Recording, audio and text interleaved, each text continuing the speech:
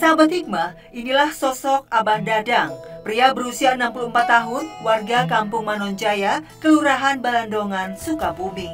Sejak 2 tahun ini, Abah Dadang berjualan es doger untuk menghidupi istri dan anak-anaknya. Es doger dijual dengan harga antara Rp2.000 sampai Rp5.000 segelasnya. Jika dagangan laris, Abah bisa mendapatkan Rp40.000 seharinya. Kalau gitu juga kalau nggak hujan, kalau musim hujan mah kadang-kadang nggak kebagian. Soalnya orang-orang nggak mau beli es dingin gitu kalau musim hujan.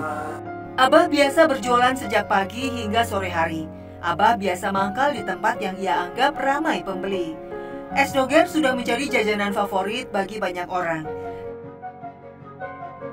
Kata doger sendiri berasal dari singkatan dorong gerobak.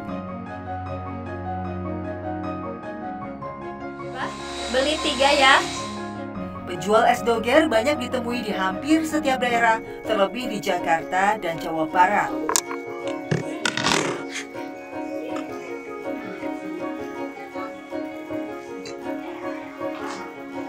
Jadi berapa, Pak? Semuanya? 12. Iya. Kalau panas-panas cocok banget minum es doger. Banyak sekali, cuman yang saya sering beli es doger si Abah yang ini. Selain rasa lelah, banyak ujian kesabaran yang juga harus dihadapi Abah Dadang selama berjualan es doger keliling. 2 tahun berjualan es doger, Abah Dadang sudah banyak dikenal orang. Tapi ada saja pembeli yang justru memarahi Abah karena menjual es doger. Kamu beli di mana es dogernya? Kan kamu batu.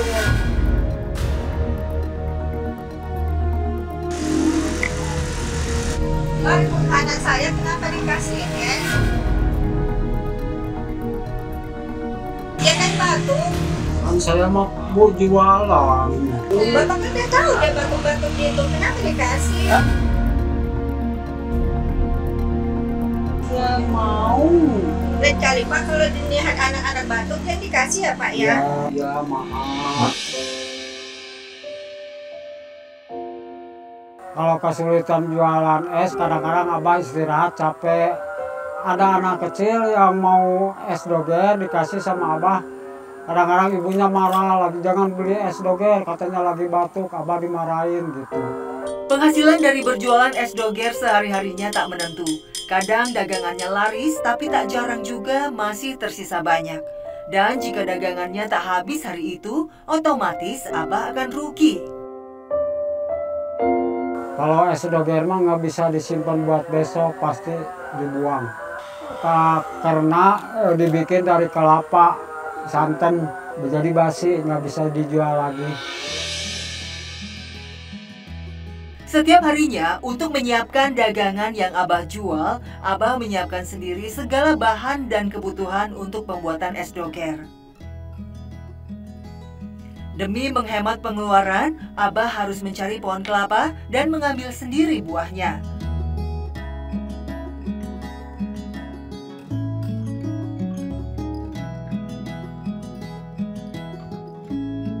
Harganya jelas lebih murah dibandingkan harus membeli di pasar.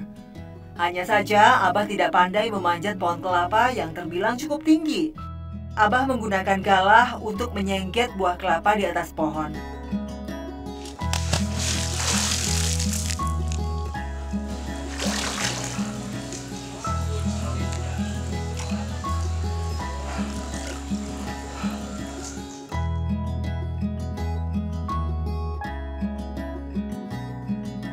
Pekerjaan berat Abah untuk menyiapkan es doger belum berakhir. Setelah mengerok kelapa, Abah masih harus menyerut es batunya.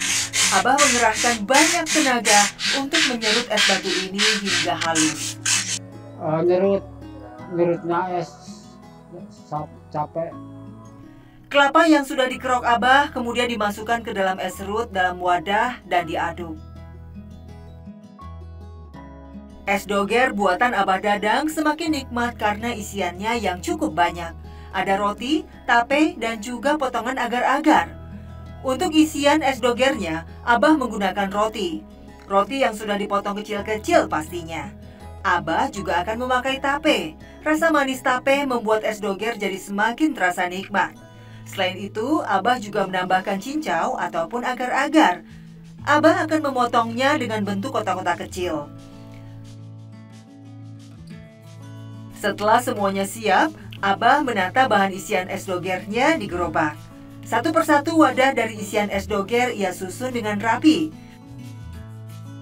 Dengan begitu, Abah berharap pembeli juga akan lebih tertarik. Kini, Abah pun siap untuk berjualan es doger. Dalam berjualan es doger, modal yang harus dikeluarkan Abah tidaklah kecil. Pasalnya, Abah masih harus membayar sewa gerobak es dogernya ini sebesar Rp300.000 per bulan. Angka ini tidaklah kecil, apalagi tidak setiap hari dagangannya habis terjual. Ditambah lagi, pendapatan dari es doger sudah terpakai untuk hidup sehari-hari. Alhasil, Abah seringkali tidak sanggup untuk membayar sewa kepada pemilik gerobak es doger tepat waktu.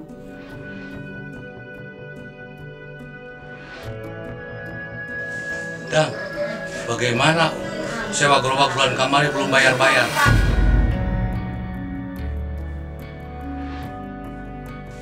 Enggak, nanti Pak Haji secepatnya saya bayar, kan ini baru mau dagang.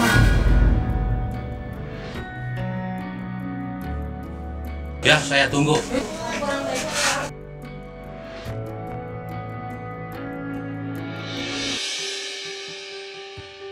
Dadang tidak sendirian mencari nafkah. Mak Juju, istri Abah yang berusia 50 tahun, juga membantu meringankan beban suami dengan berjualan lumpia. Sejak pandemi, Juju berjualan lumpia bihun. Namun lumpia buatannya ini dijual dalam bentuk mentah. Keterbatasan modal membuat Mak Juju memilih untuk menjual panganan ini dalam keadaan yang belum digoreng. Habis modalnya minim, ternyata mahal, biar agak praktis. Jadi mudah, ringan, gampang dibikinnya. Mak Juju menjual lumpia bihun dalam kemasan yang berisi 10 buah. Lumpia yang belum matang ini dijual seharga Rp6.000 tiap kemasannya. Bu, mau dong 2, Bu. Dari hasil penjualan ini, Mak Juju bisa mengantongi keuntungan Rp50.000. Karena harganya terjangkau dan rasanya enak, banyak ibu-ibu yang menyukai lumpia bihun buatan Mak Juju. Soalnya enak, higienis, dan membantu perekonomian emak dan kenal juga sama emak. Gurih, renyah, dan enak. Bagi pembeli, camilan yang dijual Juju dalam keadaan mentah menjadi suatu kelebihan. Panganan ini bisa disimpan dulu di kulkas sebagai stok makanan dan di waktu lain baru digoreng. Juju tidak hanya menjajakan dagangannya dari rumah ke rumah. Sebagian lumpia bihun ia titipkan juga di warung-warung yang dikenalnya. Meski begitu, tak semua warung mau menerima dagangan Bu Juju ini. Ada saja pemilik warung yang menolak. Alasannya, lumpia bihun Mak Juju akan sulit laku karena belum digoreng. Bu, ini mau nitipin makanan. Ah, ini mah mentah. Gak mau ah. Ya nggak apa-apa, kalau nggak mau mah. Kalau yang mau terima, diterima gak apa-apa. Ya nggak apa-apa.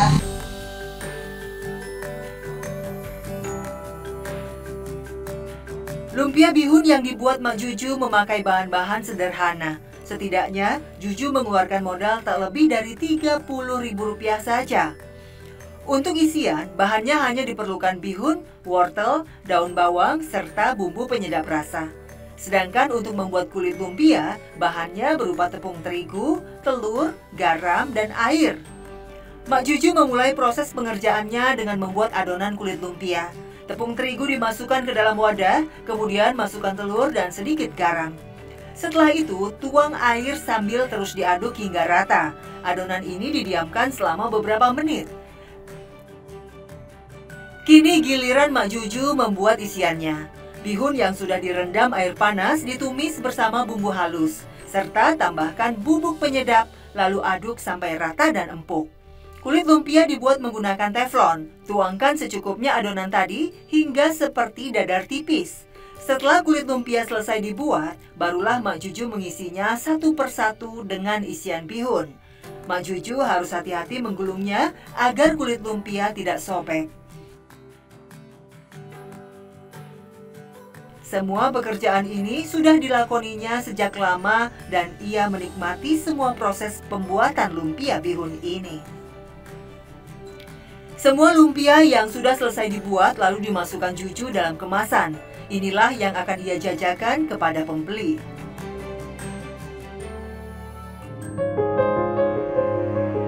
Penghasilan yang tidak menentu dari berjualan es doger membuat Dadang mencari penghasilan tambahan.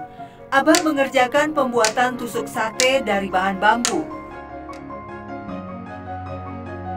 Meski terlihat gampang, tapi bagi Abah, membuat tusuk sate tidaklah mudah. Di usianya yang sudah tak muda lagi, Abah seringkali kesulitan saat mencari dan menebang batang pohon bambu.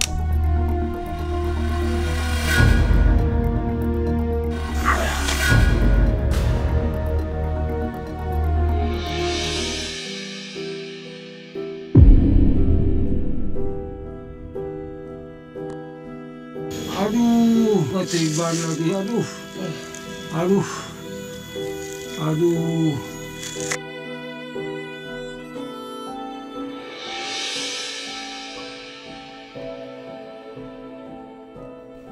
Batang bambu utuh yang baru ditebang Abah harus dibersihkan dulu dan dikupas bagian kulitnya. Setelah itu dipotong-potong hingga berukuran 25 cm untuk dijadikan tusukan. Proses pembuatan tusuk sate tidaklah rumit. Abah bisa membuat hingga ratusan batang tusuk sate dalam sekali waktu.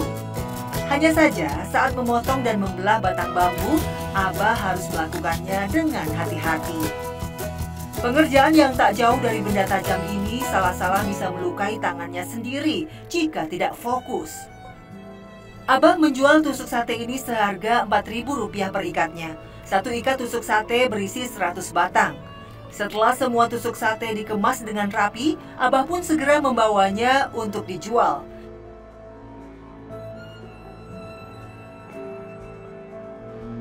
Abah tak patah semangat jika tusuk sate buatannya ditolak. Ia terus menawarkan dagangannya dari satu tempat ke tempat lain. Alhamdulillah, usaha Abah tidak sia-sia. Abah akhirnya bisa menemukan pembeli yang mau membeli tusuk sate dagangannya. Abah mendatangi warung nasi Padang, dan tusuk sate yang ditawarkan Abah pun akhirnya laku. Alhamdulillah. Walau pekerjaan mencari nafkah sering diwarnai kesusahan dan kondisi ekonomi pas-pasan, Abah Dadang yakin semua rezeki yang diperoleh secara halal akan mendapat berkah dari Allah Subhanahu wa Ta'ala. Doanya semoga Allah membuka rezeki buat Abah gitu. Semoga Abah punya gerobak sendiri, dari rumah sendiri. Sahabat, dalam sebuah riwayat disebutkan, Allah Ta'ala mencintai setiap mukmin yang kuat dan semangat dalam berusaha. Mukmin yang kuat lebih baik dan lebih dicintai Allah daripada mukmin yang lemah. Namun pada masing-masing ada kebaikannya. Bersemangatlah engkau mencapai sesuatu yang bermanfaat bagimu. Mohonlah pertolongan kepada Allah dan janganlah engkau merasa tak berdaya. Hadis riwayat Muslim. Lewat berdagang, para kepala keluarga ini mendapatkan penghasilan dan rezeki yang halal untuk keluarga mereka di rumah. Semoga tayangan hari ini membawa manfaat, menggali hikmah, menuai berkah. Wassalamualaikum warahmatullahi wabarakatuh.